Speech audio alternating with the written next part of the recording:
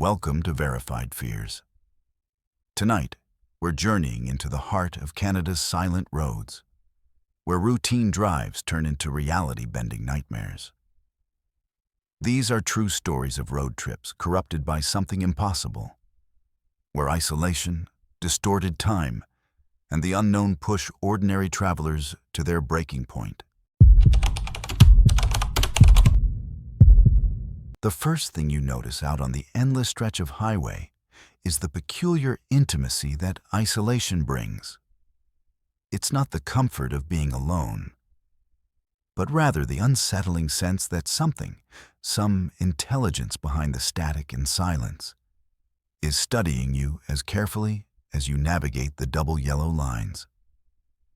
Mark, a civil engineer who prided himself on rationality, gripped in the wheel tighter with each passing kilometer. The dashboard clock ticked forward, and for a moment he thought about how time, in places like this, can stop feeling linear, stretching and folding under the weight of endless asphalt and dusk. His route was routine, arranged around a family visit and professional duty. But he couldn't shake a childhood memory of riding this very road, his father humming along to the radio, both blissfully unaware that music could become an omen. Tonight, the sky was the color of bruises, streaked with purple-black clouds and an uneasy wind that rattled every loose panel of the car. The roadside forests pressed in, their forms tempting the imagination with all they concealed beyond the glare of passing headlights. Mark set the radio to a local station, chatter, pop melodies, then a presenter discussing weather alerts for southern districts. He'd only driven half an hour when the first anomaly cut through the monotony. An abrupt, abrasive burst of static, followed by a precise, metallic voice listing details that didn't make sense. Tragic pileup on Route 7. Time, 10:54 p.m. tonight. Emergency services advised. Multiple fatalities. The broadcast looped once, then faded beneath a generic jingle, leaving Mark blinking at the dial. Route 7? That was several towns south, not on his itinerary. He rationalized.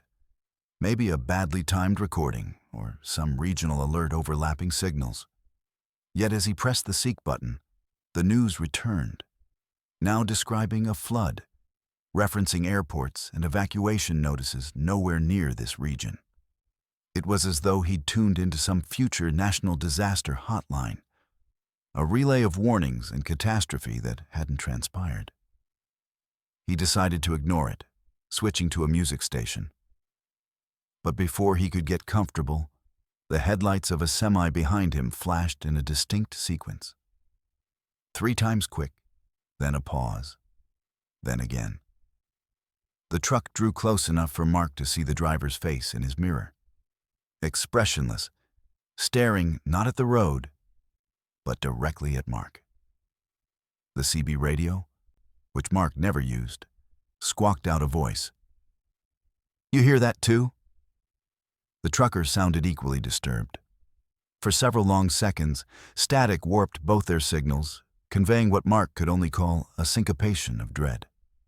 He passed a sign for a minor intersection, none of the names registered, as if the province itself had rearranged maps while he drove. Fog drifted in from the lakes. GPS lost satellite. Its screen shimmered and vanished, every attempt to reboot resulting in error messages repeating, "Rerouting, rerouting." As Mark slowed, the radio's voice returned, this time announcing a fiery collision at the edge of a bridge Mark didn't remember crossing. "If you're traveling north," the broadcast said, "be cautious, impact imminent." Against his better judgment, Mark pulled over. He watched as the semi pulled up beside him, cab lights flickering in uncertainty. "You getting the disaster alerts?" Mark called out through his cracked window. The trucker nodded, his face pale beneath the neon wash of dashboard lights. "Been hearing accidents all night, even ones that haven't happened. Names, times, places, Some sound like my old runs back east.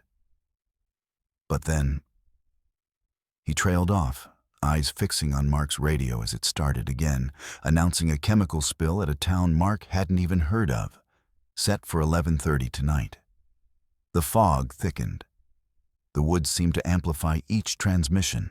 Every staticky hiss echoed, as if the trees themselves were repeating events back in a language of wind. Just as Mark moved to leave, the trucker gripped his arm, knuckles white. "When you come to the bridge, don't stop for anyone." His words were clipped, desperate. Mark drove on more cautiously now. The clock ticked forward, and every news item seemed to sync more closely with his own path. The bridge appeared with abrupt clarity, long steel arches disappearing into phantasmal mist, orange lights undulating in the gloom. It was unmistakable, yet completely foreign, as though conjured from the nervous predictions of a dozen emergency broadcasts. Halfway across, the disaster Mark had heard was already unfolding. Screeching tires, flares of red and yellow on the asphalt, the screaming cacophony of twisting metal. Mark's own car, or an uncanny replica, lay crumpled ahead. He saw himself inside, motionless, then blinking, then turning to stare straight at Mark as he approached. For an agonizing moment, their gazes met. Mark's mind split, one part certain this was hallucination, another obsessed with tracking every detail, every license plate, every flickering light. The truck that had followed him was overturned, flames licking its side. Emergency vehicles hovered just outside the mist, their silhouettes warped and mutable. Mark slammed on the brakes. His body responded on muscle memory, the rational part of him screaming for answers, the primal side knowing only panic. The scene resolved into sharper focus. He watched as rescue workers dragged his alternate self from the wreckage. But then the vision flickered, dissolving into white noise. He blinked, and the road was clear. The accident vanished, time slipping backward, forward, and then halting altogether. Shaking, he accelerated toward the next patch of open highway. Now the radio was a relentless companion. News broadcasts cycling through calamities Mark hadn't yet experienced, some too precise to be fabricated, others eerily vague. Every announcement matched in tone and cadence, as if delivering a rehearsal for reality. Mark kept driving, unable to turn off the radio for fear of what silence might offer instead. The trucker's warning haunted him, replaying in each passing headlight. When the fog thinned, Mark found himself on a stretch of road that felt impossibly empty. No towns, no intersections, just a black ribbon of pavement dividing forests that seemed to lean in closer with each mile. The radio's looped voices calmed, switching to ambient music, then soft, gentle instructions about emergency preparedness. He realized, with a cold certainty, that the broadcasts were leading him, not merely informing but shaping the path, as though the disasters weren't warnings but markers, coded signs that dictated which turns to take and when. Mark's thoughts spiraled. What if the disasters narrated by the radio weren't predictions, but invitations? What if every road is haunted not by the dead, but by the living, cycling through endless contingencies, waiting for one to bleed into reality? Mark's own drive felt preordained, and each variation, each alternate version of himself glimpsed in fog or flame, seemed to test his conviction, his very sense of self. In the aftermath, when the sky finally began its descent into morning, Mark felt changed, not simply spooked, but fundamentally shifted. The radio still played in the background, its broadcasts gentler, but somehow more unnerving for their mundanity.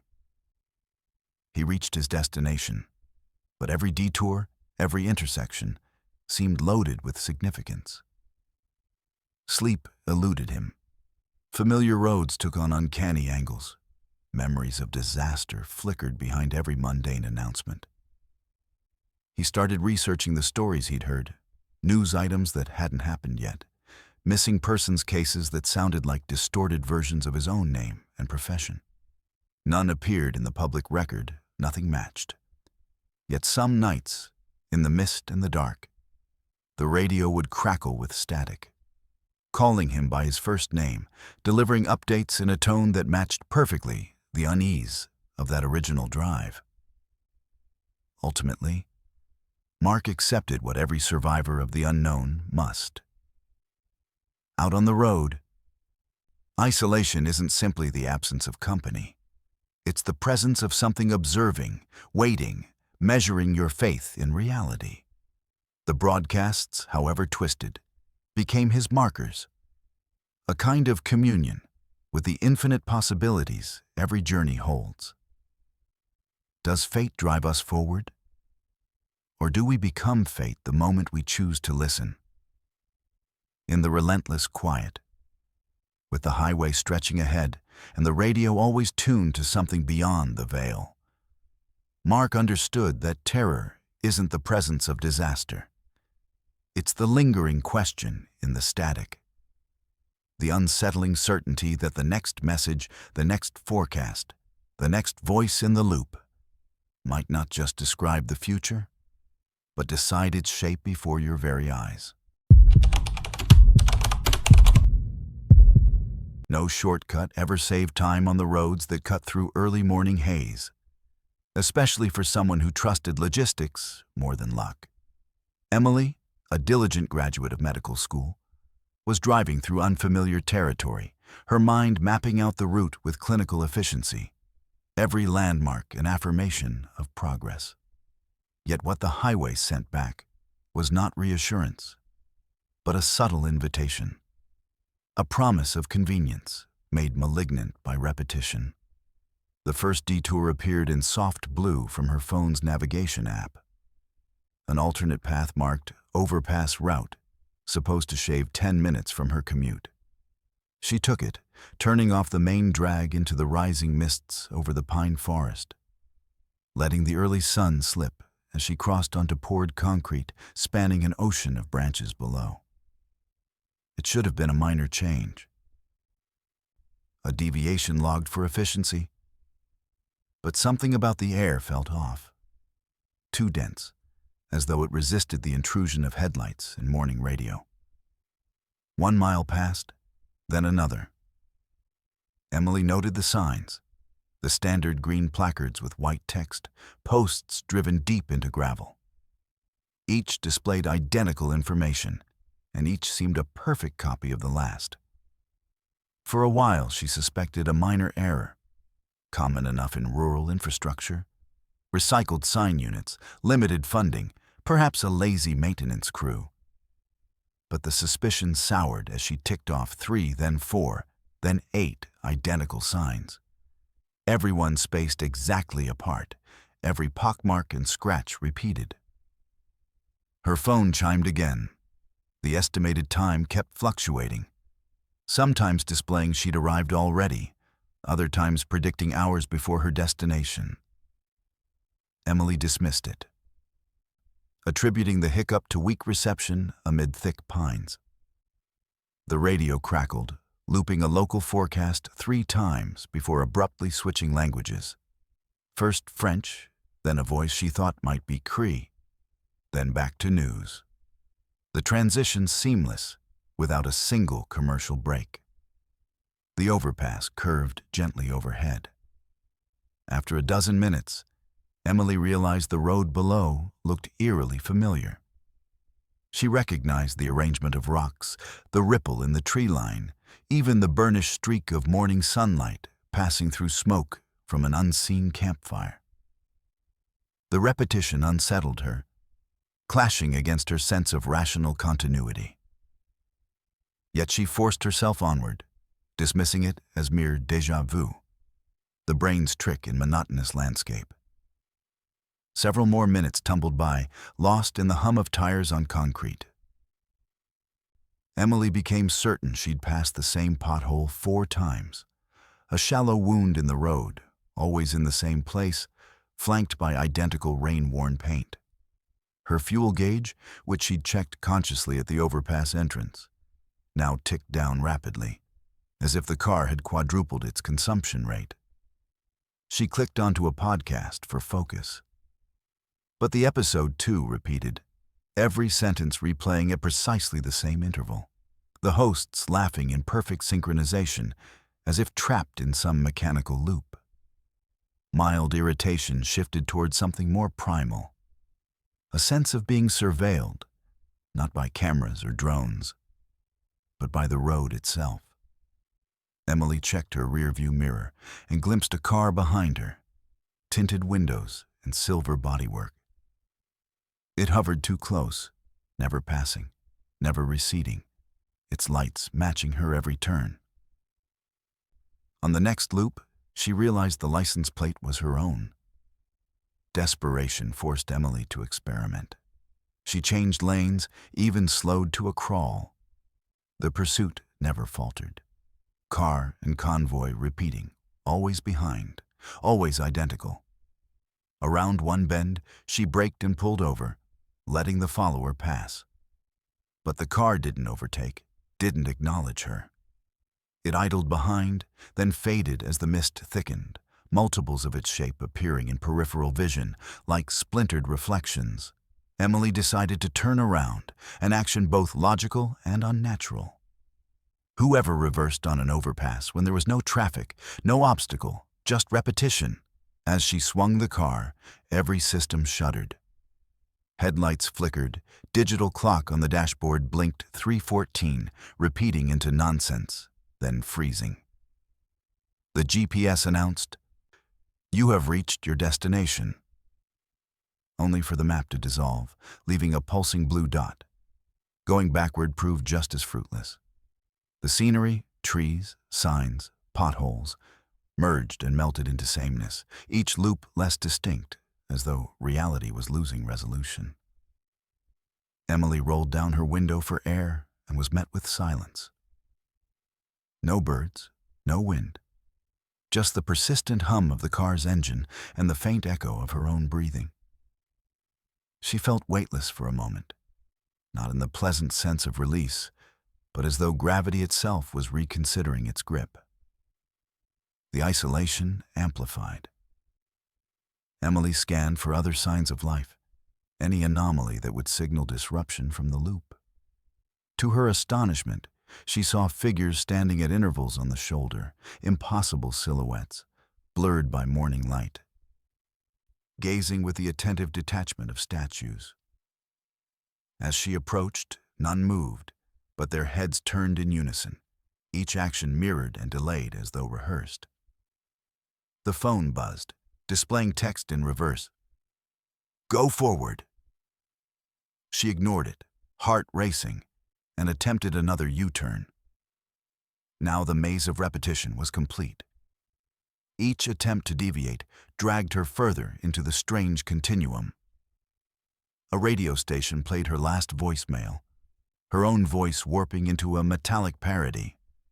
The fuel gauge dropped alarmingly low, and when she tried to call roadside assistance, her phone connected to a looped, distorted version of her mother's emergency contact, speaking sentences Emily remembered from years ago, but in an unfamiliar, anxious cadence. "Keep driving, Em. Go until the shortcut ends." Reality began to implode. Her skin crawled with the sense of eyes watching, though only those distant figures stood sentry, silhouettes blending into the mist. The car's mirrors showed her own face, but slightly out of sync. Expressions delayed, a smile forming too late.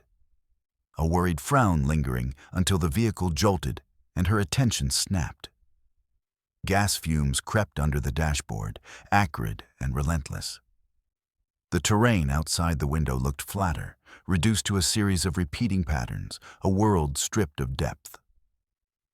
Then the car died.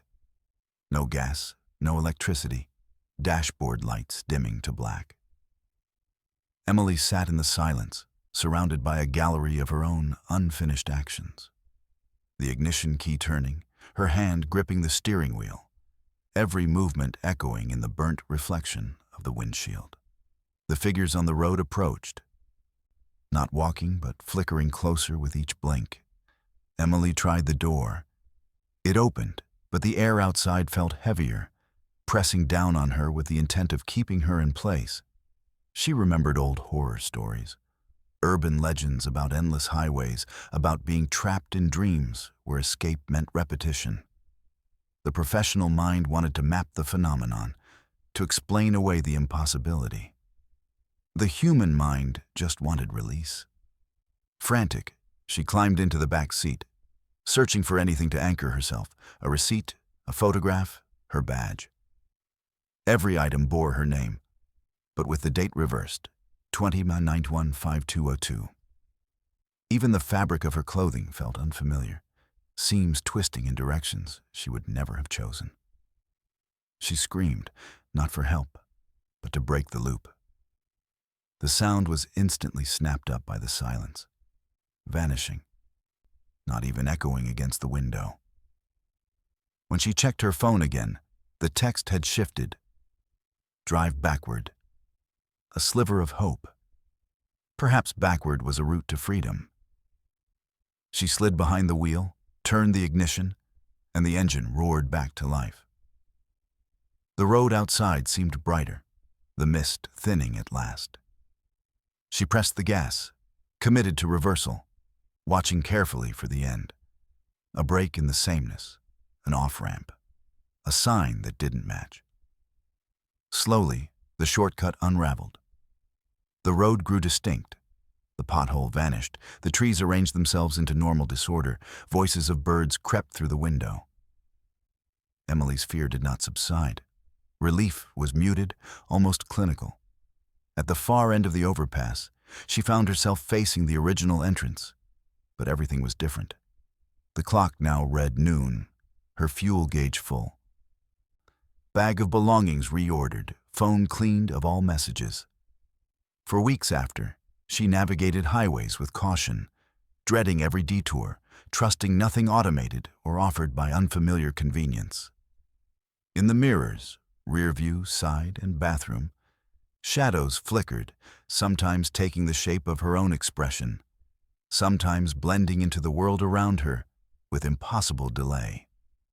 She caught her own reflection in grocery store windows, trailing a split second behind, insistent she was still on that bridge. Music on the radio took on new, uneasy tones, songs looping into self-parody. When she spoke to friends, they seemed distracted, their sentences looping. Emily's shortcut had not simply offered her a faster route. It had revealed the cost, the price paid for every time-saving measure, for every moment of trust given to convenience. She never spoke of the figures, or the maze, or the silent repetition that threatened to erase the individual for the sake of efficiency. Instead, she simply drove slower, lingering on familiar roads, savoring every unique pothole and every spontaneous deviation the landscape offered. She came to wonder, are shortcuts ever really shortcuts? Or do we find the price in repetition, a price everyone pays when reality bows to pattern and memory? In the months ahead, Emily found comfort only in variety, in unpredictability. If the road ever offered her another perfect overpass, she'd be ready to refuse the detour, letting others take the paths that promise speed, while she took her place among the winding uncertainty of the ordinary, having glimpsed the cost of convenience on a morning overpass that never quite ended. There's a chilling honesty to the open highway that cuts through the forested heartland, an honesty born not of what the land shares, but of what it omits. For Sam, a wildlife biology grad, the absence of mile markers was the first warning that tonight's fieldwork would not be like any before.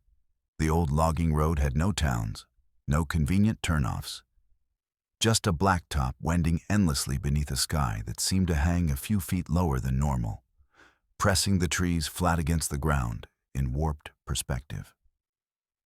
Sam adjusted the rearview mirror, watching the receding darkness swallow the tail end of his pickup. His logbook detailed the trip. A simple hours-out survey, trapping small mammals, running tags on deer and foxes. He'd grown up in open spaces, certain that the wilderness, for all its legendary dangers, comforted more than threatened. But as he rolled past the highway warning sign, a blank rectangle where painted mileage should have been, the familiar became unmoored. In the roadside gloom, every pine twisted into an impassable wall. Every empty stretch of blacktop a corridor through memory. The truck's headlights caught something on the shoulder, an abandoned shape, barely visible behind a tangle of grass and fir needles. Sam slowed and peered out. The vehicle was identical to his own. Red paint streaked with dust, dented rear fender, even the same faded sticker from a long-defunct band. Ice pinched his spine. He parked and approached, expecting the thrill of explanation, the ordinary logic of mistaken identity. A neighbor's vehicle, perhaps, or a survey team left by forestry officials. But the cab was empty, the driver's door locked, and inside lay an old jacket, same as the one on Sam's passenger seat, navy blue, studded with the pale embroidery of his college logo. He tried the license plate. The numbers matched his own perfectly. For a few moments, he wandered alongside the twin, his own footsteps echoing too loudly, his breath smoke in the cold air. Every piece of dust caught his eye, every hairline scratch and fleck of paint matching precisely. He scrubbed a hand over his face and forced himself back behind his own wheel, refusing to look back. Faulty memory, he muttered. Trick of the light. He eyed the empty road ahead, tapping nervously by habit. Phone, logbook, snack wrappers. Everything was in place, but the feeling of being shadowed refused to dissipate. As the night pressed in, Sam drove deeper into the woods, anxious to finish his survey and return to civilization. But soon, the highway provided another mystery. A handwritten note taped to a weathered sign, the paper flapping in the chilled air. Don't stop.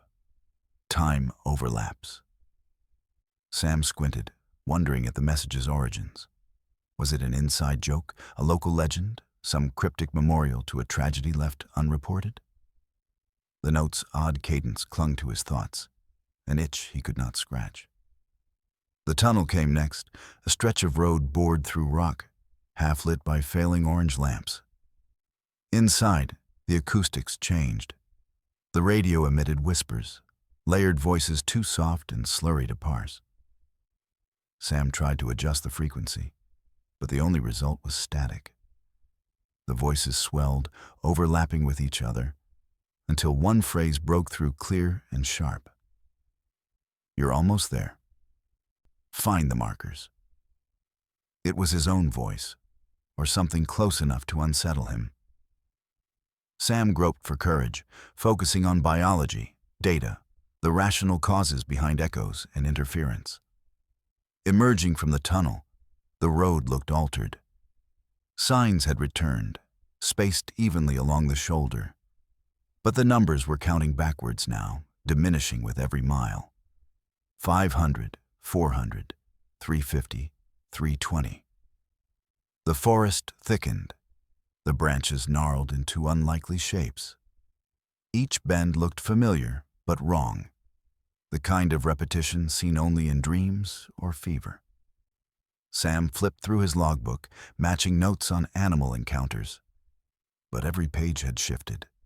Names went missing, handwriting thinned, dates reversed. His phone, always on low battery, blinked messages in sequence. Warning. Overlap detected. Remain calm. He snorted, the bravado of youth receding, replaced by a gnawing sense of being the experiment rather than the observer.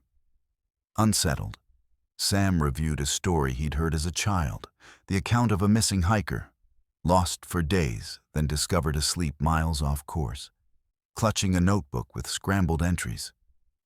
At the time, it had felt like a parable, a warning against arrogance. Now, the parallels gnawed at him.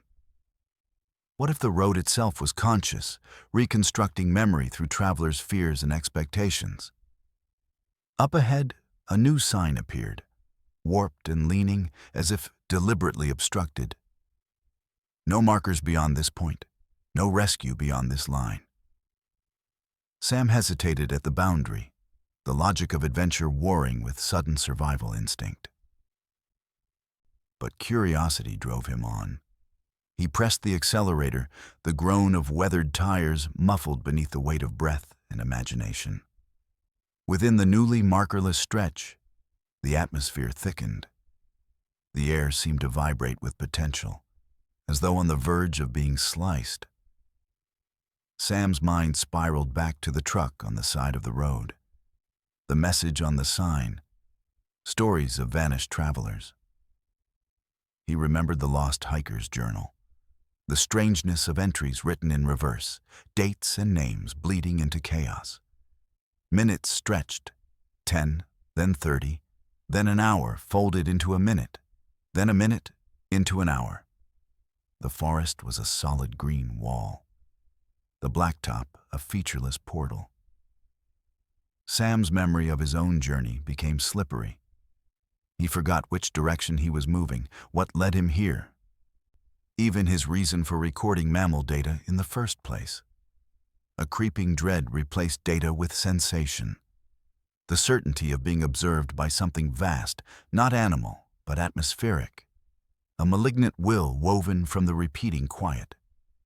At the edge of comprehension, Sam glimpsed movement. A figure, barely visible, moved along the margin of the forest, identical in shape and build, cloaked in that same college jacket. Sam's engine stuttered, headlights flickered, and the figure froze, head tilted toward the shadows as if listening for the echo of his thoughts. For a breathless instant, they connected. A moment of mutual recognition, estrangement threaded through shared memory. Then the figure retreated into the green gloom, erased by distance and fear. A gust of wind rattled loose the last certainties. The road beneath Sam flickered. Numbers on the dashboard running in reverse. Radio now looping emergency broadcasts from missing person reports decades old. The reports began describing Sam himself. His name, age, expected route. Last seen on logging road northbound. The same details he'd written in his own logbook that afternoon. Panic set in. Sam braked hard, skidding to a stop as the world tumbled. Headlights illuminated nothing but fog and the receding shape of a distant truck. The same make and color, emptied by absence. He checked his reflection, half expecting not to see his own eyes. Relieved at the familiarity, yet haunted by the subtle shifts in expression, the infinitesimal delays of movement. Trying to retrace his route, Sam searched for landmarks, but found only repetition. Sapling, rock, sign, all cycling through the same pattern. He realized the resolution to escape must lie not in forward motion, but in understanding the loops. How memory and fear become machinery for survival in places that recognize the mind as easily as the body. The next hour blurred. A crash of headlights and shadow, a sequence of messages from the radio and phone instructing him to leave something behind, break the memory. Sam removed his college jacket, left it folded on the passenger seat, and felt a release. A fractional easing of tension, as if the road had acknowledged his offering. The markers reappeared, counting up instead of down, each a sign of restored chronology. Ahead, the forest finally thinned, the road opening into new terrain, blue sky struggling through cloud cover. When Sam emerged onto the main highway, he sensed the shift. Not relief, quite, but the relief of constraint. The world had resumed its ordinary rhythm, the markers restored, the time on his phone matching expectations. Yet when he checked the rearview mirror, the shape of a truck glimmered in the distance. Always following, never quite catching up. A reminder of the road's memory. For days afterward, the story replayed in Sam's mind, each retelling loosening the threads of what had really happened. News broadcasts reported a new missing person. His own data swapped into the story he'd studied as a boy. The hiker now himself. The truck on the shoulder always waiting. He understood finally what the markerless roads had taught him. Every journey through wilderness is a journey through repetition. And every missing marker an invitation to wander, not just through geography, but through the folds and overlaps of time and identity. Every expedition thereafter carried the lesson: carry no unneeded memories, count only the markers you can touch, and beware the places where the numbers fade. The open highway is never truly empty. It is crowded with the echoes of every anxious traveler seeking direction, hoping the road itself remembers them when they can no longer remember themselves. The open road at midnight is not truly empty.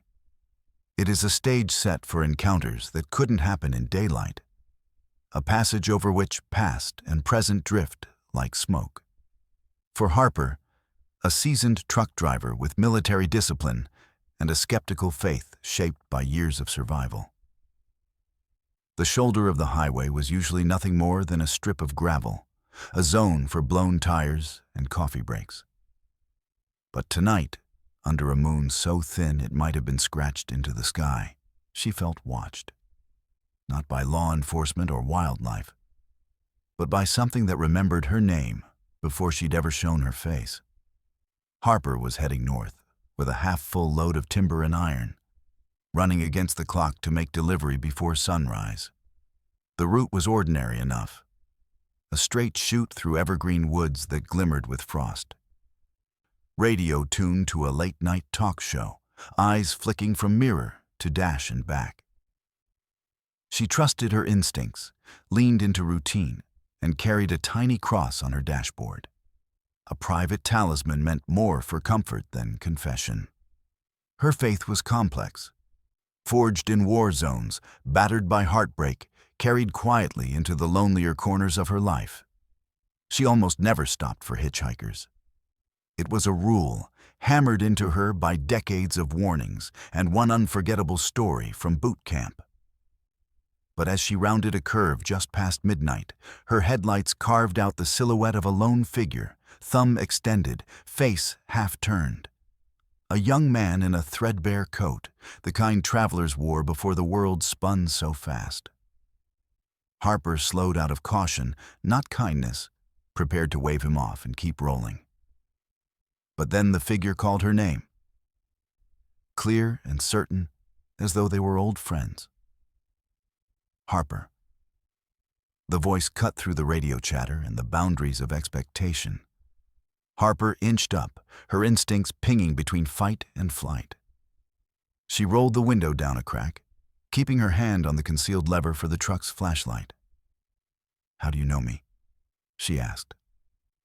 The hitchhiker smiled, not warmly, but with a sort of weary relief.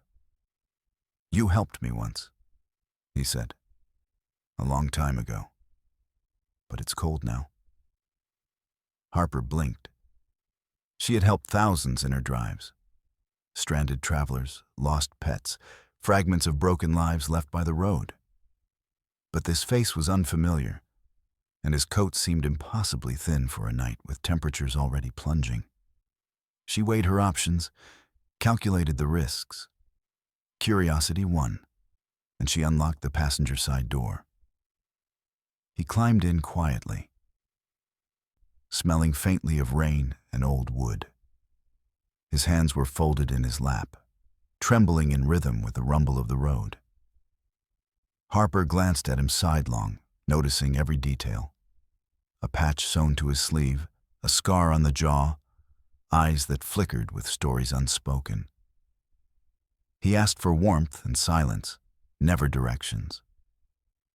As they rolled along, Harper's truck felt different, heavier, as though carrying other passengers besides this stranger.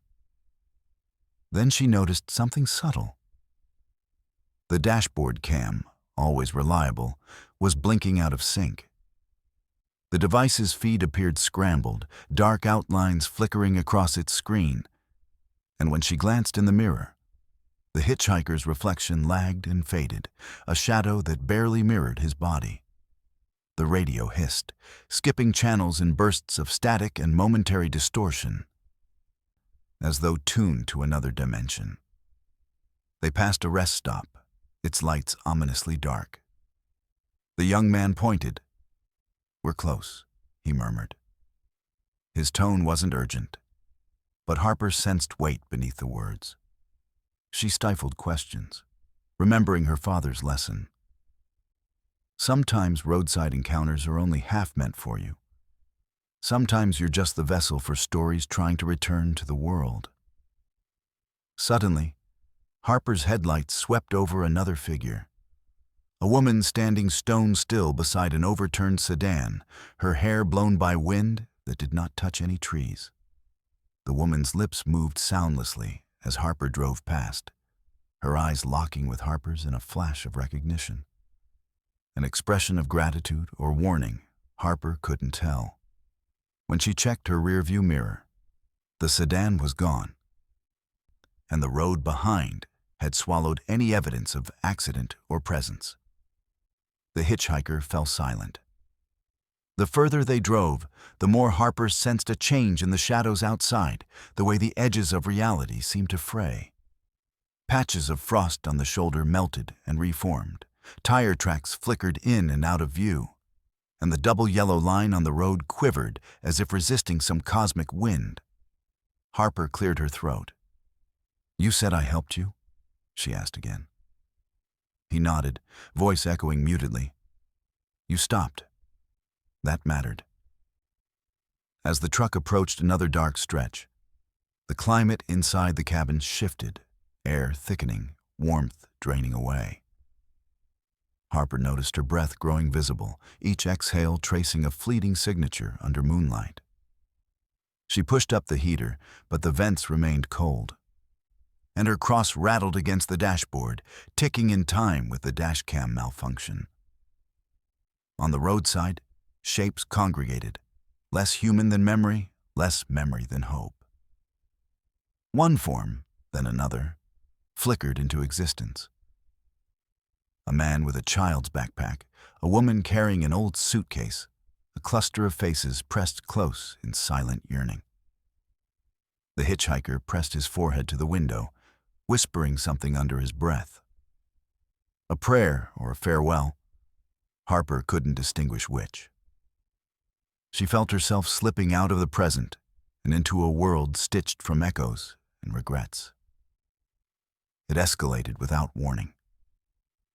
The radio blasted voices, calls for help, fragments of songs, news updates from years she couldn't recall. Harper's grip on the wheel tightened, her knuckles straining white, every muscle lit with nervous electricity. The truck shuddered, dashcam stuttering into black, gauges flashing in a random, panicked sequence. The hitchhiker's voice, now a chorus, filled the cabin. "We're all trying to get home. Just one last ride." Harper gasped. Outside, the shapes crowded the shoulder, advancing but never stepping on the road. Her headlights passed through their bodies as though lighting vapor. She tried to call for help, but the phone was dead. Every screen in the truck repeating a tangled mess of numbers, dates, times, coordinates, looping endlessly. In those frantic minutes, Harper's memories convulsed. War's aftermath, lonely highway nights, rescue missions gone wrong every single time she had stopped, or almost stopped, for someone in need. The faces blended, stories collided, time buckled. She felt herself pulled between then and now, as the world shrank down to one point. A woman behind the wheel, a soul beside her, a legion of the forgotten standing sentry at the midnight border. And then, just as quickly, the temperature returned, the dash cam reset, and the truck's engine found a steady rhythm. The hitchhiker turned, smiled faintly, and whispered, "Never forget the road behind." With an ease that contradicted his thin frame, he opened the door and disappeared before Harper could protest. The world outside was quiet again. Frost returning to the shoulder, shapes dissolving into darkness. Harper drove on, the cabin lighter, the road ahead clearer, but tinged with the residue of questions she dared not articulate. Every mirror now displayed odd refractions, angles and shadows with no clear source, ghostly shapes flickering on the edges of vision. Sometimes she caught glimpses of passengers she never loaded, the outline of a suitcase, the soft glimmer of grateful eyes.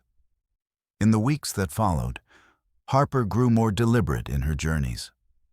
She checked each mirror twice, avoided deserted stretches at midnight whenever possible, and adjusted her cross so that it hung securely, no longer clattering in time with nerves. But the lesson remained. The road was never wholly empty, and the living share it with more than just the cars and asphalt. Sometimes, in moments when faith felt brittle, she remembered the hitchhiker's words. The gratitude of the saved clings to the air, lingering like exhaust and cold rain. The world's roads are stitched together not by paint and gravel, but by brief acts of witness, by hands extended at the margin, by the courage to stop when every instinct says go. Harper's nights grew quieter, but every journey carried an echo. The sense that the dead ride their own highways, asking nothing but the memory of compassion, needing only a witness to validate their passage. She learned to pray with her eyes open, to navigate both the world's dangers and its mysteries, and to trust that kindness leaves footprints deeper than fear. As the seasons changed, frost retreated, headlights gleamed over thawed highways, and Harper carried on, driving further, stopping less often, but never forgetting that sometimes the shoulder of the road is more than a place to rest. Sometimes it's a portal, a line where the worlds tangle, where names are remembered, and where the only way forward is to let the souls ride with you, quiet and unseen, until they reach whatever home eternity has set aside for them. Mist hung over the northern highway like a veil, obscuring everything but the bright green exit sign, and the familiar anxiety that surfaces when a routine detour turns unsettling. For Riley, a non-binary park ranger with years spent wandering isolated forests, whose mind favored logic over superstition, this fog was a nuisance, not a threat. The route home from the station should have been simple. Take the exit ramp, find the rest area, gather composure before braving the last stretch through unlit woods. But tonight, the ramp seemed longer, sharper, swallowing more distance than memory recollected. Riley's thoughts darted through work notes and radio chatter. The road had always imposed a quiet discipline. Stay alert, be prepared, know when wilderness becomes inhospitable. Yet there was something foreign in the mist. A kind of density that slowed each breath and made tires grind louder on the pavement. Approaching the rest area, a familiar wooden sign rose up. The lettering tilted as though twisted by unseen hands, announcing facilities that no one in recent memory had actually used. The car rolled to a stop in the meager illumination of a solitary lamp. Riley scanned the lot. No vehicles, just patches of wet concrete and the distant rustle of needles in the pine wind. In the cabin, the air changed, becoming thick and coarse, weighing down shoulders and settling into lungs. They locked the doors by habit, but the act felt performative. theatrical against the implacable hush that had crept in with the fog. Needing respite and routine, Riley grabbed their flashlight, stepped onto the slick pavement, and crossed to the restroom building, a concrete box painted years ago, still shedding flakes and memories. Inside, the hallway was longer than expected, its corners receding into unnatural shadow where ceilings and walls failed to meet logically. Footsteps echoed, growing louder with each iteration, until Riley realized the sound was not just amplification, but duplication, as if someone, something, was trailing at an imperfect interval. Riley reached the first door, only for it to swing open without being touched. The interior was wrong. Not a restroom, but a mirrored hallway branching left and right, both directions lined with identical doors, each marked not with symbols, but with fragments of handwritten names. Some familiar, others impossible.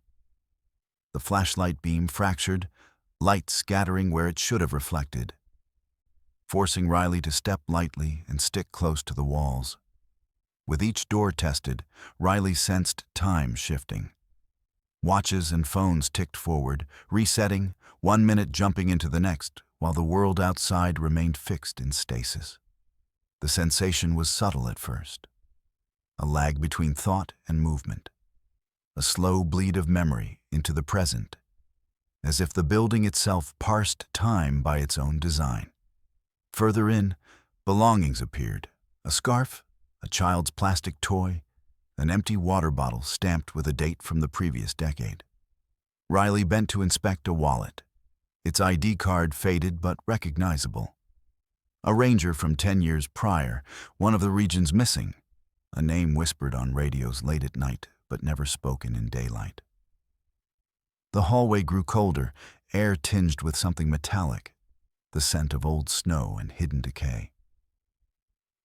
A doorway opened with a groan, revealing not a restroom, but a hallway tilting upward, leading into a fog-filled chamber. Gravity became uncertain. Every step demanded greater effort, feet dragging as if untethered from the certainty of weight. The lights flickered, and Riley's body felt oddly buoyant, like walking underwater but without the kindness of resistance. In distant corners, mist churned in shapes that mirrored their own posture, shadows mimicking stance and stride. Riley's phone vibrated, but the screen showed only static, the numbers melting and reforming. They tried to call for help, voice clipped by fear. But only a distorted echo answered, a child's voice repeating questions in reverse, words tumbling backward into meaninglessness until only the cadence remained. Panic crept in, urging retreat, commanding reason and routine. Riley recalled every training module, every advice given to calm lost hikers, and tried to regulate their breaths. A surge of adrenaline pressed Riley deeper into the maze, the flashlight straining with unnatural luminescence, as if fighting to illuminate truths meant to stay hidden. The walls became mirrors. With each glance, Riley saw not just themselves, but a dozen variations. Some smiling, some crying, some desperate. A cold chill seized their spine as the nearest reflection blinked in perfect unison, lips moving to spell their name in reverse. The reflection whispered something, mouth contorted in a silent scream, the glass warping as if ready to swallow. Riley stumbled through, emerging into a corridor painted not by craftsmen, but by time itself. Streaks and stains formed faces in the cracks, eyes blinking, mouths open in surprise or horror. The sound of water trickling inexplicably from overhead pipes became a chorus of voices, some old, some impossibly young, all detailing directions to nowhere. Riley clung to their flashlight, pressing forward, each step draining more energy, each heartbeat sinking with some deep, subsonic pulse beneath the concrete. A flicker of movement near the ceiling caught their eye. Small, weightless objects floating, spinning gently as though tugged by invisible hands. A faded photograph drifted down, landing by Riley's boot. The image was distorted but recognizable. A group photo from Ranger Academy, with one corner burned away, faces missing, date rewritten by trembling fingers. Every object in this warped place seemed to hold a message, a memory stripped of context and time, a warning encased in ambiguity.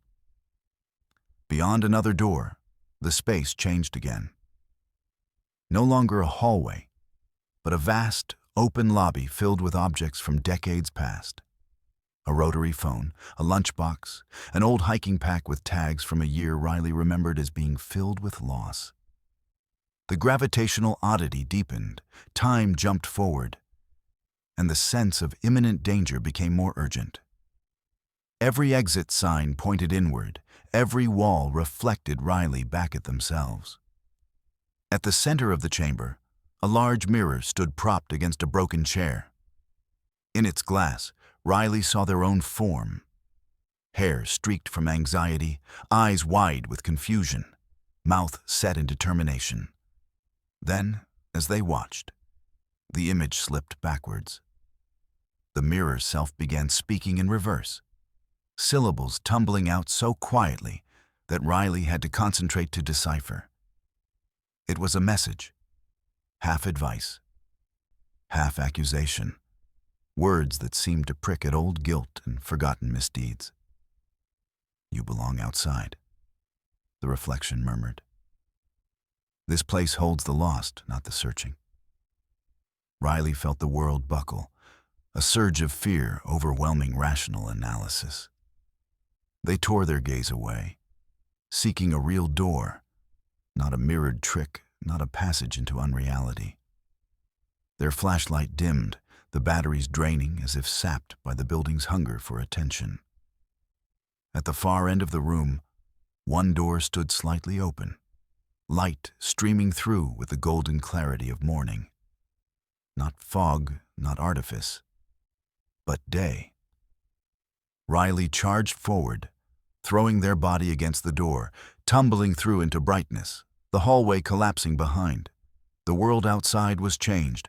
Air smelled different, sounds carried odd undertones, and every food and drink Riley tasted after was subtly wrong. As if reality had been recalibrated, their senses tuned to a new, less forgiving frequency. Back in the car, the fuel gauge flickered. Time seemed months ahead, and everything in the glove compartment was rearranged. Riley gripped the wheel so hard that it ached, vowing never to take another ramp without unyielding scrutiny. The mist had dissipated, and the highway stretched out. Ordinary, prosaic, a lifeline into mundane routine. But each day after, Riley noticed subtle cues that the rest stop remained changed. The taste of coffee, the pressure of boots on gravel, the resonance of voices over static were all colors faded and notes bent. Sometimes, dreams replayed the warped hallways and floating objects, waking them with heart pounding in the early morning. Other rangers asked about strange stories, rest area legends, travelers gone missing, objects reappearing years later. Riley rarely spoke of that night, but every time they passed a rest area, something inside tugged at caution, reminding them that some exits are less about escape than entrapment, and that rest is sometimes the price the world charges for revealing its secrets. In the reflection of office windows, in the shifting lights of dawn, in the delicate balance between fear and curiosity, Riley learned to trust only the roads that made sense. Always wary never to linger long enough to remind the highway of their presence. For those who travel isolated paths, the rules are simple. Not every ramp leads back to the map. Not every rest brings relief. And sometimes the world bends in ways meant to be felt but never explained. Riley kept driving, and though the roads never bent quite right again, they accepted reality's new shape, the knowledge that rest itself can be a labyrinth, and that rules of physics and memory change sometimes just to keep you moving, wary and awake. The frozen vastness of a northern road in winter yields few comforts. But for Grant, a 51-year-old logistics manager and former police officer, the sight of his company's convoy was a welcome reassurance. There was a solidarity to the line of headlights threading through white drifts and ragged fur silhouettes, a punctuation of order against the night's looming chaos. It wasn't the wind, nor the ache of long hours, that kept Grant alert. It was protocol, the ritual checking of call signs, the confirmation that every truck tracked the expected path. Every voice on the radio belonged. Tonight, the convoy was 5 vehicles strong, engines rumbling as they devoured miles between deserted towns, the blur of motion carving a rhythm in the darkness. Grant led the pack, his truck brimming with steel reels and boxed machinery, the weight anchoring him to the world. Conversation was sparse.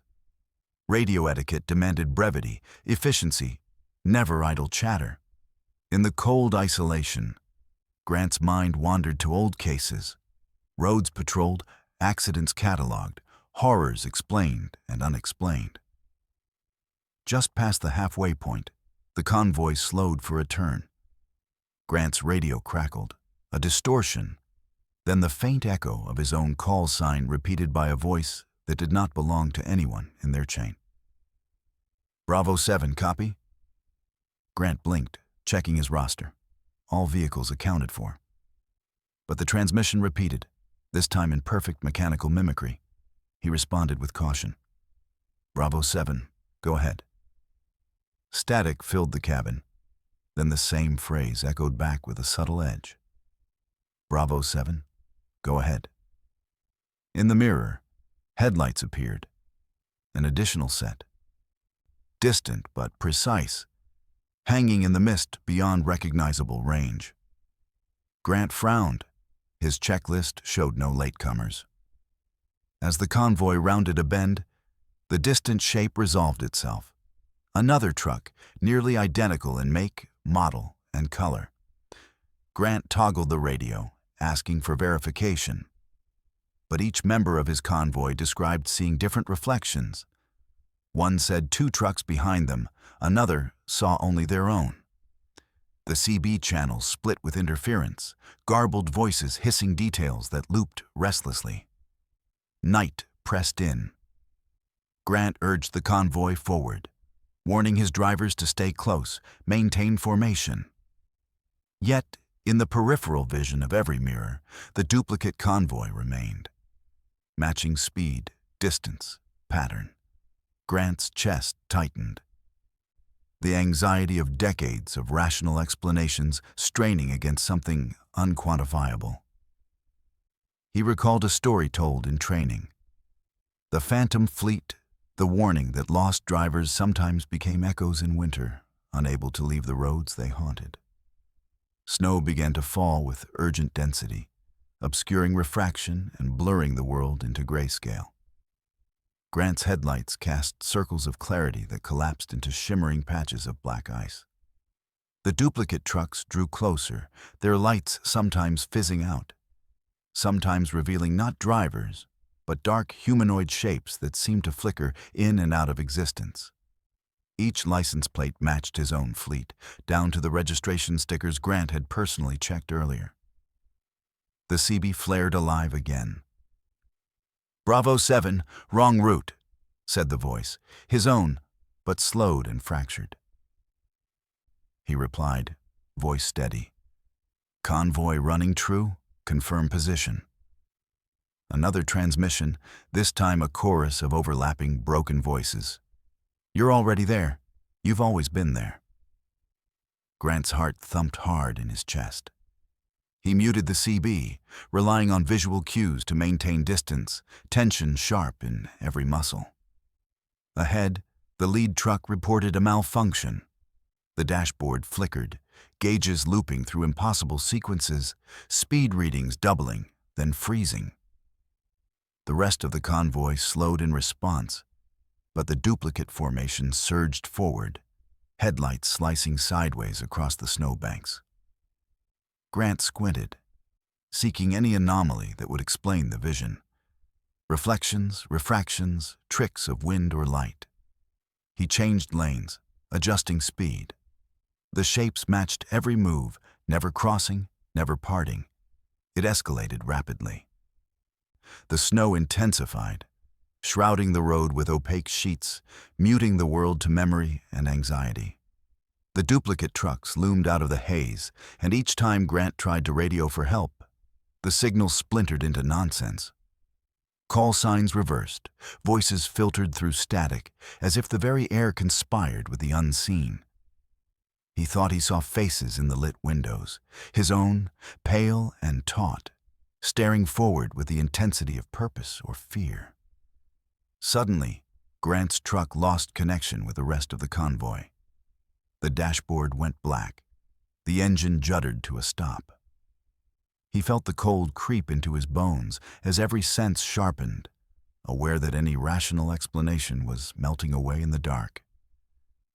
Ahead, the duplicate trucks drew parallel, moving with disturbing synchronicity. Their headlights never quite illuminating a face or license plate. Grant checked his phone. No signal. Time slipping between numbers, calendar dates looping out of logic. He stepped outside, boots crunching on frost, breath blooming in icy gusts. The world outside was quieter than it ought to be.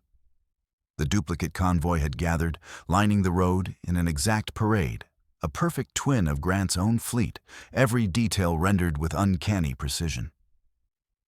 He called out, voice swallowed by snow and distance. Shadows within the trucks shifted but never responded, engines idling in rhythm. Grant tried to move closer, but his feet felt heavy, every step weighed down by invisible pressure. Behind him, the reality of his own convoy flickered. Trucks vanished and reappeared, drivers sounded their horns in confused bursts. Grant's senses pinged between two worlds, the tangible, rational order of fleet management, and a warped reflection where every order gave rise to chaos. For a shattering moment, Grant saw himself reflected in the duplicate lead truck, face haggard and drained, eyes wild with a recognition he wanted to deny. A surge of adrenaline returned him to the cab. He restarted the engine, forcing the vehicle back onto the main route. In his mirrors, the duplicate convoy fragmented, splitting into wisps of shadow and pale light, then regrouping as his own formation caught up. The dashboard reanimated, the engine roared, and snow began to clear in erratic bursts. The radio spat out fractured messages. You finished the drive. You never finished the drive. Grant kept silent, eyes forward, refusing engagement. The rest of the fleet checked in, each voice tinged with a wariness that blurred the boundaries between routine and dread. The duplicate convoy faded, sometimes reappearing in the distance, headlights echoing through snow and dusk, never overtaking, never falling behind for long. The drivers murmured stories to themselves, struggling to maintain professional detachment. As the journey's end approached, Grant felt a heaviness settle in his mind, a certainty that something had crossed with them, entered the world of process and routine. The convoy reached the last checkpoint.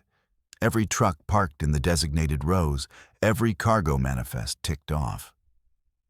But Grant knew the night's balance had shifted, the logic of formation stretched and recalibrated. The road had recorded them in duplicate, every driver now carrying the twin burden of what they had seen. Back in his office, snow melting on boots and jacket, Grant reviewed the logs.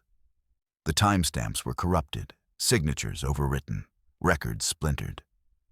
Some bore familiar handwriting, others were reversed, details rewritten by invisible hands. When Grant looked up, he saw his own reflection in the frosted glass, a shade too pale, a split second too late. Each time he tried to recall the sequence of events, faces faded, voices blurring into static. He called the fleet's maintenance line, but every answer was stunted, half-spoken, looping through rehearsed protocols as if returning to the start of each day, each drive, each hazardous journey. The authorities filed the anomalies under weather interference. But among the drivers, the legend of the haunted convoy grew. It was said the duplicate fleet still crossed the snowy roads each night, forever out of reach, but never truly departed. A reminder to stay alert, stay rational. Never let the orderly world of traffic and cargo become a domain of shadows. Grant kept driving, professionally, relentlessly, compelled by duty and the assurance of process. But every winter, as the snows returned and roads emptied, he was haunted by the memory of doppelganger trucks, the eerie echo of his own voice in the CB, the sense that unfinished business still trailed behind. The world of logistics and sequence insisted that routes could be completed, inventories reconciled, every drive checked off as done. But Grant understood the deeper truth. For every mile driven, every convoy tracked, there was a reflection somewhere in the dark. A haunted fleet forever mirroring the living convoy, never quite catching up, never quite falling away. If every mile is haunted, he wondered, who among us truly finishes the drive? In the snow-swept quiet, he listened for answers. But all he ever heard was the hum of tires, the pulsing of headlights, and the continual static of roads that sometimes refused to let anyone go. There's nothing sinister about sunset until the route home splits into uncertainty. A detour forced by technology, pushing comfort and routine through a narrow passage of unfamiliar dusk. For Monica, a 36-year-old urban planner, traveling cross-country for a short conference, the GPS was an ally against confusion, a digital map she trusted more than local signage or gut instinct. The city's edge fell away behind her, replaced by scattered farms and pine groves, every mile a reminder of how quickly habit could dissolve into improvisation. The day had been measured. Numbers on spreadsheets, plans for traffic flow, notes for a sleepy township that never quite caught up with her expectations. By departure time, Monica was hungry for the comfort of a commercial hotel, dinner ordered by room service, and the quiet certainty of locked doors. She set her route, let the traffic update algorithm push her into rural backroads, and watched as the world shrank into the golden haze of coming night. The first sign that something was wrong appeared in the form of a missed turn. Monica had driven this stretch before, but her GPS rerouted, promising a shortcut. 24 minutes to her destination, down a detour she'd never noticed. The road forked off with no warning, its recommended lane marked by temporary signage, pale against a deepening sky. Other travelers seemed to follow without complaint, trusting the wisdom of crowdsourcing. But as Monica merged onto the new path, the signal dropped. The mapping app glitched, freezing the ETA, the blue dots spinning as if caught between worlds. She frowned, annoyed yet resigned, and pressed onward. Headlights carving paths through gray fields and rows of abandoned machinery. In the clarifying silence, only the hum of her car and the soft shuffle of wind infiltrated Monica's thoughts. The road stretched on, a narrow ribbon flanked by rusting barbed wire and the odd glimmer of broken glass. She passed weathered billboards covered with peeling paint, trying to orient herself. But the familiar markers were gone. Every field and bend looked almost right, yet distinct in ways she could not articulate. Sunlight faded, color draining from the land, replaced by the sickly pallor of artificial orange radiating off the horizon. After a few minutes, her phone buzzed once. A text from the conference coordinator, out of sequence, time-stamped several hours ahead. Monica's skin prickled at the inconsistency. She checked her dashboard clock. It had reset back to the afternoon, out of sync with real time. The radio, usually steadfast, cycled through 3 stations before landing on static, a faint thread of musical notes bending in the background, haunting rather than cheerful. Monica's route shifted again. Signs appeared, first in English, then in languages she didn't recognize. One marker was upside down, another displayed mirrored text, while a third flickered between 2 alphabets as she passed. Disturbed, she snapped a picture for later proof, only to find her phone gallery empty, recent photos erased. The detour grew more surreal with each mile, land and language refusing to hold form. The car headlights flickered briefly as she rolled past a cluster of men wearing high-vis jackets. A road crew, she thought. Except none of their faces were visible in the dusk. Features blurred by motion or by the dissolving light. The workers spoke among themselves in voices turned backwards and inside out, syllables tumbling in patterns that made Monica's teeth ache. She offered a hesitant wave. One responded with a hand lifted too mechanically, as if rehearsed. A growing anxiety replaced irritation. The road narrowed further, twisting into a memory of something half-remembered from a novel. A path that didn't belong on any official map. A curve of pavement not quite grounded in place or time. Monica checked the dashboard again.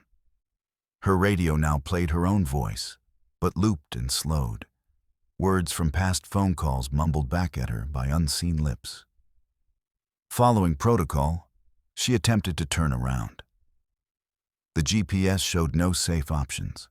Every attempt to reroute forced her deeper into back roads that, by the fragmented clock, should have led straight to dawn.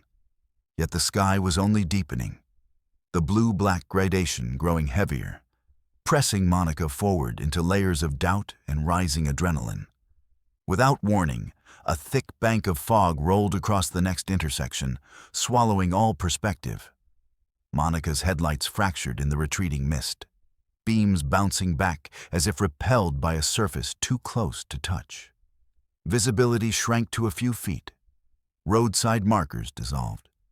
Panic threatened to bloom. She slowed, gripping the wheel until her knuckles paled, mind racing through every defensive driving course she'd ever half-dismissed. Moments later, the fog cleared, but the world had shifted.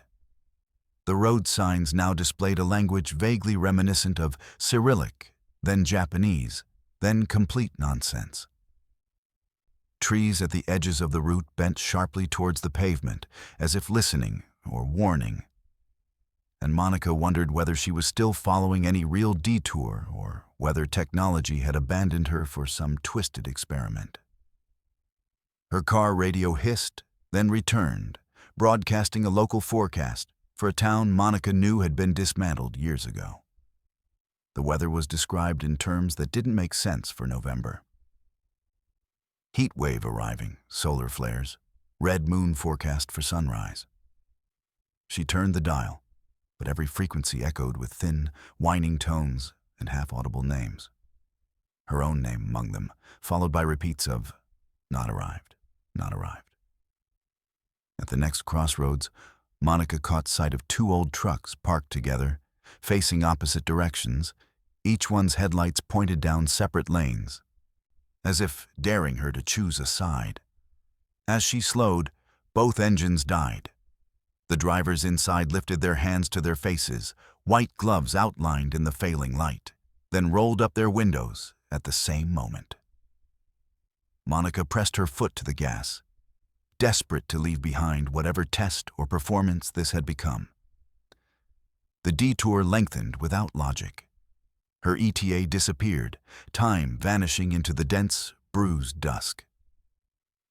Her destination wasn't showing in any navigation system. And now landmarks were replaced by uncanny imitations, buildings from her childhood, a school bus abandoned by the roadside, faces in shadow that seemed to recognize her. Monica's sense of reality bent under pressure. paranoia interlacing with the mundane act of driving. Finally, nearly 2 hours after she'd left the conference, Monica saw the city's lights begin to materialize between trees, their geometry shaky and untrustworthy. Her phone buzzed again, this time with a flood of notifications time-stamped in reverse. First from dawn, then mid-afternoon, looping back to the present. Every message read, "Arrived late, don't wait up." She entered town, the buildings off-kilter and smaller than memory, and pulled over near the conference hotel. All clocks in her car rolled backwards, dashboard flickering as if the universe itself was out of sync. Monica stepped free of the car and tried to call the coordinator, but the phone only made static, her own voice repeating the phrase, "Home is never where you left it." In the following days, Monica's sense of time remained unstable. Alarms rang hours too early or too late, food lost its flavor, and local traffic patterns changed unpredictably each morning. She began collecting screenshots and audio recordings, searching for proof that the detour hadn't merely been a data error or exhausted fantasy. Conference attendees spoke of similar experiences, lost time, bent paths, memories swapped for dreams. But no one offered an explanation, and everyone carried a quiet anxiety into their work. Every subsequent drive, Monica avoided shortcuts, even the most logical ones, choosing familiar routes she knew matched the map, checking road signs twice. The technology never glitched again, yet the memory of dusk on the detour haunted every turn, a lingering question on every empty stretch. If the fastest road to comfort can sometimes be the longest road back, how can anyone trust their sense of arrival?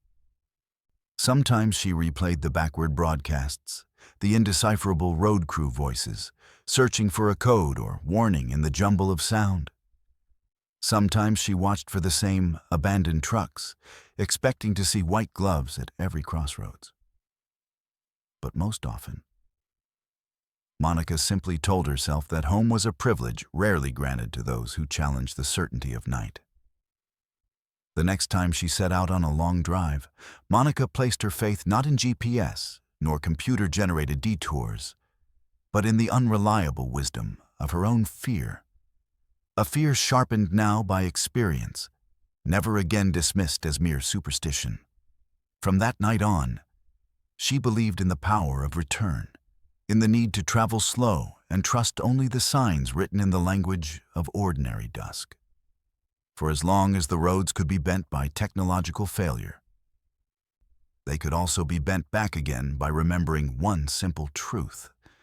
The shortest route is not always the way home, and sometimes the longest nightmare is the one that seems to shortcut safety for a moment, only to reroute reality for hours. On a lonely stretch of rural highway, the world is most defined not by what you see, but by what you hear. For Conrad, a 42-year-old scientist and radio expert, the collision of static and broadcast was more familiar than family.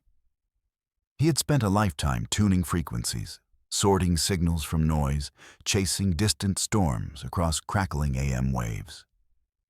Yet one frigid autumn night, parked near a sagging row of radio towers that had outlived their usefulness, he tuned in to something he wasn't meant to hear. The landscape was as barren as the upper atmosphere, pockets of mist pooling between wire fences and cracked pavement. Conrad should have reached the tower by sunset, but weather and a late experiment kept him on the road past midnight. With every mile, the border between civilization and the vast unknown pressed in, marked only by the flicker of his dash lights and the slow build of a roaring silence beyond the engine. His task was simple: inspect the towers, confirm their out-of-service status, log electromagnetic readings, and return to the comfort of laboratory routine. But that night, routine gave way to possibility. As he coasted off the main highway onto the aging service road, the darkness deepened, settling around him like a shroud. The towers loomed overhead, skeletal against the sky, red lights winking in a sequence that never quite repeated. Conrad unpacked his signal scanner, swept through the usual frequencies. He expected nothing but static. A low hiss, the flutter of distant news, perhaps the hum of an emergency beacon. Instead, his headset found a distinct voice, clear, urgent, and hauntingly misplaced. "Help me," the transmission repeated. This is the North Channel. No reception, no rescue." He adjusted the dials, isolating the timestamp embedded in the transmission. The numbers were wrong, dated decades ago, a year Conrad associated only with family stories and childhood memories. But the voice persisted, alternating between panic and resignation, telling of fire on a bridge, a stalled engine, a name clearly stated. Clara, recruiting anyone. Startled, Conrad documented the event, saving the snippet of sound, cross-referencing it against regional databases for missing persons and emergency calls. No records matched the broadcast, no mention of Clara, no fire on any bridge for that year. He drove closer to the towers. Fog thickened, antennas vanishing upward into infinity. Conrad's scanner pinged again, this time with a train of voices. Some were calm, some frantic, each one detailing events, disasters, roadblocks, missing people, all dated for the next hour, the next morning, the next week. The frequency never matched the local spectrum. It danced just outside the permissible band, as if the laws of electromagnetism bent for these transmissions. For a scientist, fear was data. Conrad jotted down every new call, logging the coordinates, timestamps, and emotional tone. Yet the longer he listened, the more the voices converged in urgency. Some began pleading with him by name, using memories he had never shared aloud. A boating trip as a child, a lost friend, a rumor about a signal that predicted catastrophe. Struggling for explanations, Conrad scanned for technical errors, atmospheric phenomena, pranksters. His phone failed. Emergency apps returned only blank screens and looping notifications. He tried to reach out to networks, but his message was relayed back to him, pitch shifted and distorted, as if someone or something was intercepting every transmission. The signals grew louder, overlapping with the rumble of his heartbeat. As the night wore on, Conrad became convinced he was being led. The coordinates given on one broadcast pointed to a crossroad miles ahead, a patch known locally as Lost Contact Zone, where radio silence always defeated even the best gear. Conrad hesitated, checking his maps, then followed the prompt, increasingly driven by curiosity rather than caution. When he reached the spot, the air shimmered oddly, as if the laws of physics were being tested. Towers loomed larger, mist now tinged with blue. Conrad parked and stepped into the haze. Headset primed. The ground beneath his boots vibrated with unnatural energy, a low hum cycling through frequencies without human intervention. Then the voices changed, no longer pleading, but predicting. One outlined an accident. Car overturned near you in 6 minutes. Don't stop. Another whispered his own name, recounting memories decades old, secrets and failures, possibilities that never materialized. The transmissions became a chorus, each bidding Conrad to act. "Warn them," one pleaded. "If you're listening, save someone tonight." His rational mind struggled. Signals couldn't predict future events. He checked his clock, watching it oscillate. But then, across the road, headlights approached. A van teetering over a patch of ice, swerving dangerously. Conrad shouted a warning, strobing his flashlight, and the van stopped. Driver shaken but unharmed. The voice on the frequency shifted from panic to calm, repeating, "Accident avoided. Thank you." Before Conrad could process what happened, the voices multiplied. Some anxious, some resigned, echoing old disasters, new emergencies. Every broadcast was linked to a place, a time, a deadly possibility. Each that Conrad heeded shifted its outcome. A cold, calculated sequence of actions that bent reality just enough to thread safety through chaos. As the hours slipped by, Conrad felt his purpose splinter between scientist and guardian. The towers hummed with impossible energy, broadcasting messages that seemed to originate not from this time, but many times. A layered accumulation of lost souls, desperate broadcasts left unanswered, looping forever until someone listened. The logic defied his training, but the urgency was undeniable. The last transmission of the night came in a whisper, calm and chilling. "If you're listening, tonight, don't stop near mile marker 17. The lost ones are guiding you." Conrad followed the advice, turning away before reaching the spot. A cold patch notorious in local legend for unexplainable disappearances. He returned to the main highway, shaken and hungry for daylight. The world outside the zone felt different, a little brighter, a little duller. Conrad's scanner returned to normal function, cell networks rebooted with the first light. Yet in every subsequent radio sweep, he caught traces of the voices. The Clara, the accidents avoided, the near disasters rerouted through his decisions. He logged the signals, constructed a new protocol, determined to share what he'd learned. Sometimes the lost are not silent, but persistent, pushing the living into course corrections and timely rescues. Over the following weeks, Conrad's expertise expanded beyond engineering. He became a local fixture, sought by travelers for advice, haunted by the notion that every empty patch of road holds spectral broadcasts, hints and warnings, ghosts and signals. He devised instruments to amplify the right bands, documented every case. Night journeys became his signature. People whispered that he could avert fate with a well-timed message, drive through death's corridor guided by invisible hands. Some called him superstitious, others a fraud. But every time Conrad ignored a mysterious warning, the world responded. A collision, a fire, a missing person, all documented afterward. With each intervention, the voices on the radio became calmer, more grateful. The cold fact remained. His understanding of science and reality expanded beneath the weight of conspiracy and empathy.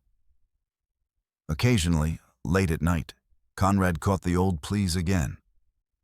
Clara's name, the lost coordinates, stories unrecorded. He learned to reply, offering comfort as best he could, wishing the voices peace. The roads outside Lost Contact Zone grew safer in small increments, each drive a tacit agreement between Conrad and those who could only reach him through static. A shared hope that listening, recording, responding was not just technical, but existential. The lesson endured.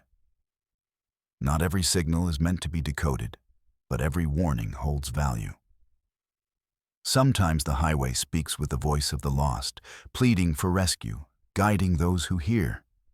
And sometimes, a lone expert in the mist, armed with data and empathy, is all they need to be found, and to find others before disaster strikes. The high bridge was always lonely after midnight, suspended like a razor over a valley thick with shadow. Marissa, 29, a road maintenance supervisor with a mind tuned to stats and risk assessment, had learned to trust data above all. Bridges were designed for certainty, load calculations, structural redundancy, predictive scheduling. But tonight, certainty refused to cooperate. The numbers behind her inspection log didn't match anything she could see. She parked her maintenance van at the bridge's midpoint, hovering on the threshold between two districts neither claimed. Traffic reports had projected 0 vehicles for the next hour, her scheduled inspection perfectly isolated. And yet the night pulsed with a tension she couldn't shake. The air clung to the steel, damp and electric, her breath fogging against the windshield in a rhythm too steady to be soothing. Marissa keyed her walkie for the routine check-in. Bridge 11 secure, weather clear, commencing night survey. Silence responded, except for the feeble hum of her own engine. She preferred isolation. Work flowed best when distraction vanished. The silence tonight, though, felt heavier. Her focus narrowed to the illuminated spans and the pale sweep of her headlamp. The first anomaly came as a flicker. Wrong-way headlights in the distance, pale gold and sharp against the black. She checked her tablet. The bridge was closed, both entrances sealed for the night. No one should be here. She flicked on the roof beacon and waited, eyes tracking the shape as it approached. The vehicle was older than any log to pass this way, a boxy sedan crusted with age and rain. Every line reminiscent of outdated models Marissa remembered from childhood. The car halted just ahead, a moment frozen, engine idling. She radioed for possible breach, her message vanishing into static. The sedan's headlights faded, dying out as if the batteries had been drained not by time or use, but by the sheer intensity of the night. Marissa stepped from her van, boots crunching softly. She wanted a rational answer: late commuter, navigation error, lost driver. As she advanced, the driver's window rolled down. She saw a woman's face, frantic, hair fanned wildly. Her lips moved, but Marissa heard nothing except the soft crackle of electricity between lamp poles. The sedan peeled away without warning, vanishing into mist that didn't exist seconds before, leaving the bridge untouched. The log in Marissa's tablet reset. The license plate erased, the timestamp now misaligned. She ran the numbers again, knowing every data set could glitch. But the entire inspection record seemed to have rewritten itself. She noted the error, taking photos, documenting everything she could. But each image blurred, shapes distorted and impossible to parse. Trying to distract herself, Marissa reviewed the bridge's pressure sensors. The system recorded a single crossing, but the details conflicted. The weight signature was anomalous, showing not one car but dozens in close proximity, overlapping in ways no convoy ever could. She checked adjacent surveillance feeds via her phone, expecting fuzzy footage or animal movement.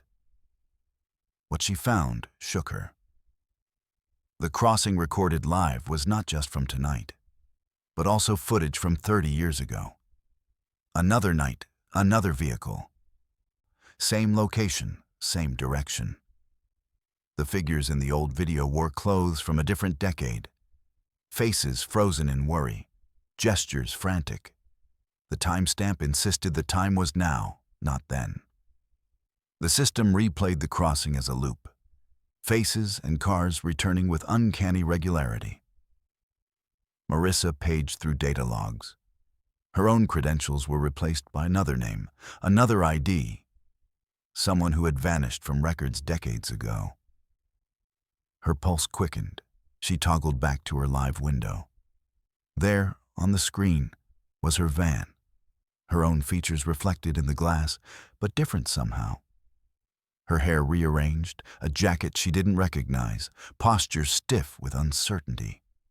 Rattled, Marissa stepped back outside, scanning the far side of the bridge.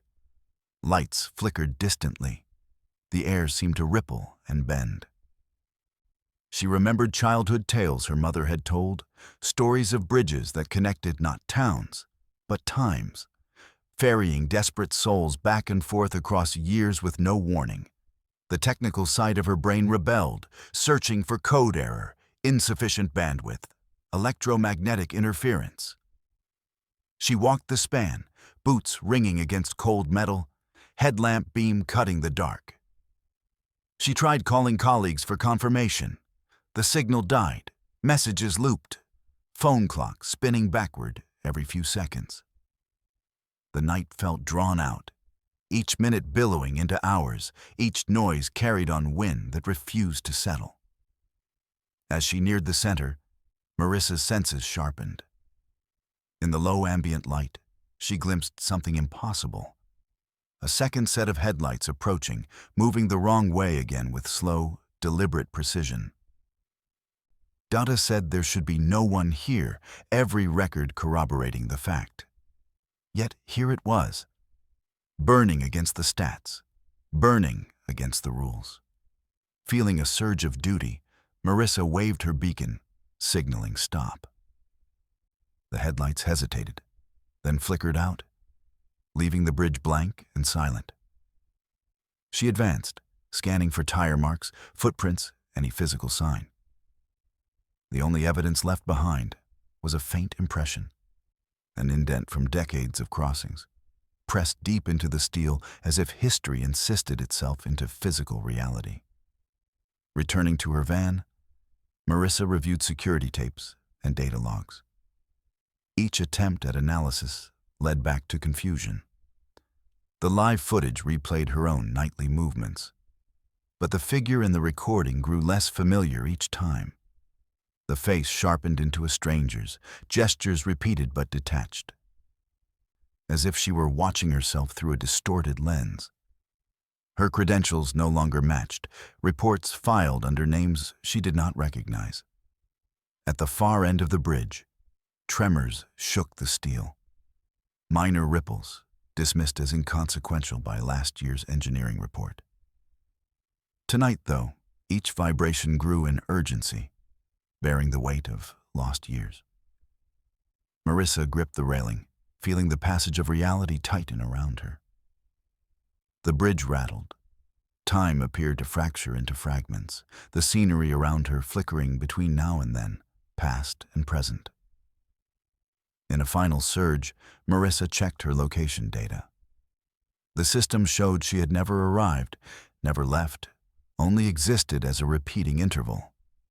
Just another figure looping through nightly inspections, her presence erased and replaced across countless data sets. She tried updating the logs, stamping the system with her ID, but every file auto-corrected, every signature blurred. When dawn arrived, the bridge returned to normal. The trembling ceased, headlights faded, surveillance footage reset. Marissa finished her inspection, filed her report, but every document listed a different supervisor. A long stream of names, each dating back to the bridge's opening, each erased after a single midnight. Her logbook showed blank entries where her signature should have been. Driving away from the high bridge, Marissa felt changed, not frightened, but uncertain, caught in the twisting of a new kind of logic. The world proved willing to erase her, to replace her with other stories and other voices whenever certainty slipped. Yet she also sensed the obligations of routine, the need to keep watching the span, to keep warning of crossings and tremors, even if her part in the story would never be preserved. In the weeks that followed, Marissa checked every report twice, marking time with physical notations no algorithm could override. She watched for strange cars, for old faces flickering in surveillance feeds, for tremors that seemed to carry the weight of 40 years in a single second. Every night at the bridge became an act of balancing, observing, reporting, holding on to reality even as the world tried to untether her from every anchor she knew. The lesson was simple, if unsettling. If roads record memories, sometimes those memories erase us. Every town trusts a watcher to keep the numbers true. But sometimes the watcher must accept that keeping vigil may mean vanishing into history. a data point erased in favor of a living story on a midnight bridge, forever humming with the echoes of those who drove the wrong way, again and again, searching for a way home. Fog is the true custodian of the remote highways, sometimes revealing the landscape in spectral flashes, sometimes sealing away entire worlds in silence and blind despair. Nathan, 34 and an environmental consultant by trade, had learned to measure the world by patterns. Rainfall, migration, the signature frequencies of birdsong or rushing water. Yet beyond the border of familiarity, past the abandoned overpass and skeletal marshes, those patterns break, realigning to rules that no scientist or wanderer can trust. And on the night that Nathan charted what he thought would be his final field readings, the highway surrendered itself to a static unlike any he'd ever heard. He drove with the windows cracked, inhaling the scent of wet earth and distant pine. Even in early winter, the fog pooled thick as milk, gliding across the pavement in curdling ropes. Nathan's dashboard pulsed with soft blue. The signal reader in the passenger seat, his real companion for the trip, showed sharp, healthy spikes of normal transmission.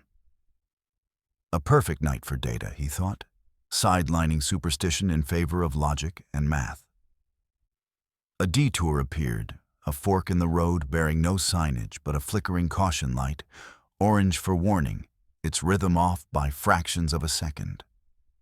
Nathan hesitated, but the GPS was insistent. He turned down the dead end, eager to sample what the untouched landscape might reveal.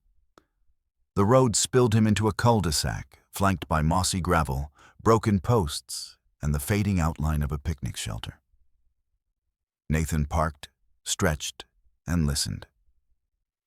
The only sound was the cold hiss of static, more pronounced here than anywhere else on the night's drive.